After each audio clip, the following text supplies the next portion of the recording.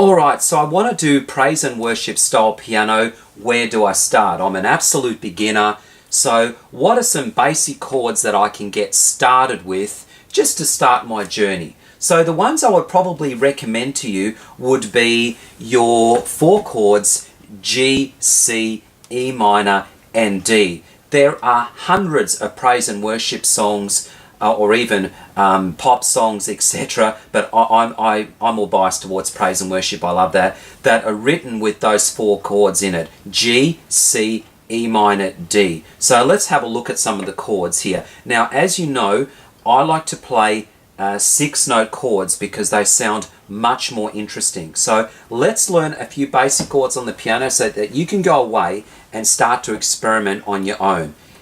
There's a G chord.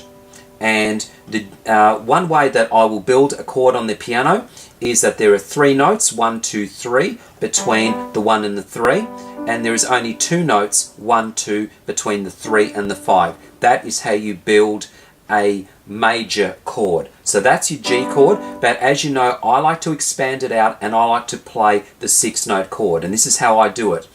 Thumb goes on the G, and then my fingers play the lower octave, which is the G there, and my finger plays the 5 notes, so it's 1, 5, 8 on the left hand.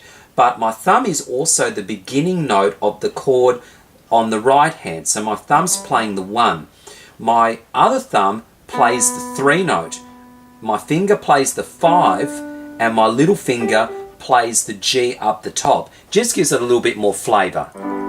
Sounds kind of nice, doesn't it? Instead of playing just a boring G chord. So there's your G. Then the next one I encourage you to learn from here is the C chord. Now, to do a C, I do it this way.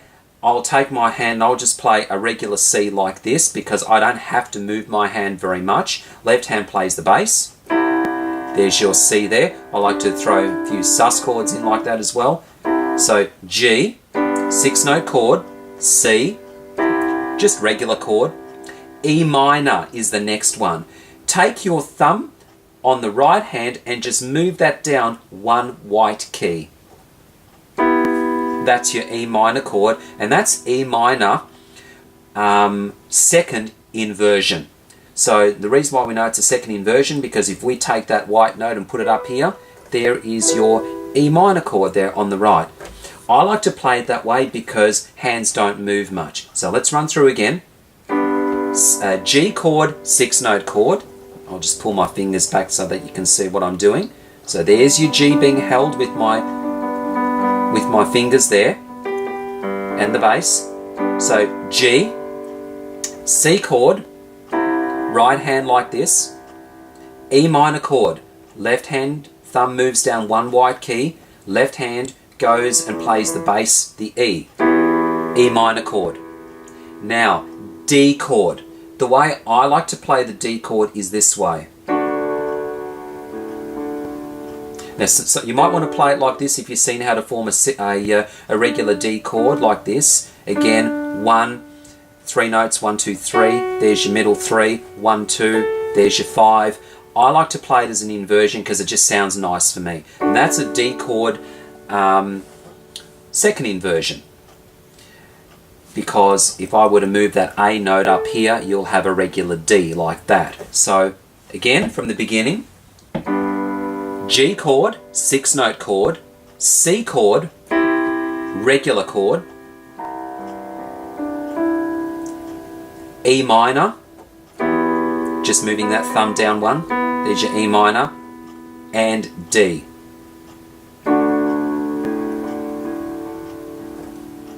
So if I were to put this together in a simple chord progression that you can get started, G, C, E minor, D, there's your G. I'll go to the D chord. Now this is why I like to play the inversion a lot. G chord, to go to a D, that's all I've got to do. Look at that. G, D. My left hand is moving from a G to a D in the bass, but my right hand is hardly moving. There's your G, D, G, D, G, D. Nice and simple. G, D, E minor, C.